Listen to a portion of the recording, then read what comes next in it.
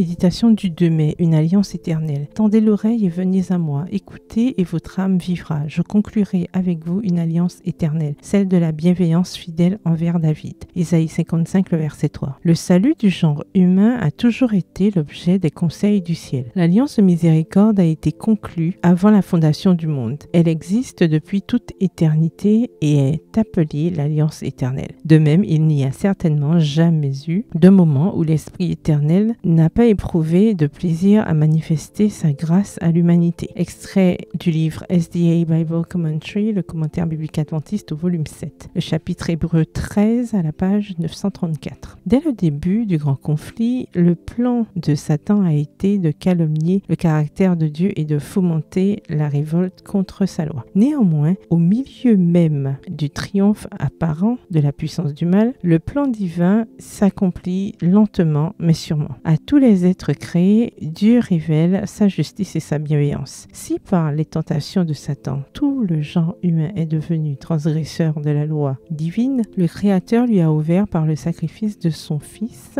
une porte de salut pour laquelle il peut revenir à Dieu. Par la grâce du Christ, l'être humain peut obtenir la force de pratiquer ses commandements. C'est ainsi que, de siècle en siècle, du sein même de l'apostasie générale, Dieu recrute un peuple qui a sa loi dans son cœur. Extrait du livre Patriarches et prophètes au chapitre 29 à la page 308. L'œuvre de Dieu est la même dans tous les temps, mais elle passe par diverses phrases pour s'adapter aux besoins des êtres humains des différentes époques. Depuis la première promesse évangélique, passant par l'âge patriarcal et l'économie judaïque, jusqu'à aujourd'hui, il y a eu un déploiement progressif des desseins de Dieu dans le plan de la rédemption. Celui qui proclama la loi au Sinaï et donna à Moïse les préceptes de la loi cérémonielle est celui-là même qui prononça le sermon sur la montagne. Le maître est le même sous les deux dispensations ou alliances. Ses exigences n'ont pas varié. Les principes de son gouvernement restent identiques. Extrait du livre Patriarches et prophètes, le chapitre 32, aux pages 342 et 343. Lorsque le Seigneur achèvera son œuvre ici-bas, la loi divine sera de nouveau exaltée. Dieu ne violera pas son alliance. Il ne changera pas les paroles qui sont sorties de sa bouche. Elles sont éternelles, aussi immuables que son trône. Extrait du livre Patriarches et prophètes, au chapitre 14, aux pages 128 et 129. Bonne soirée, que l'Éternel vous bénisse.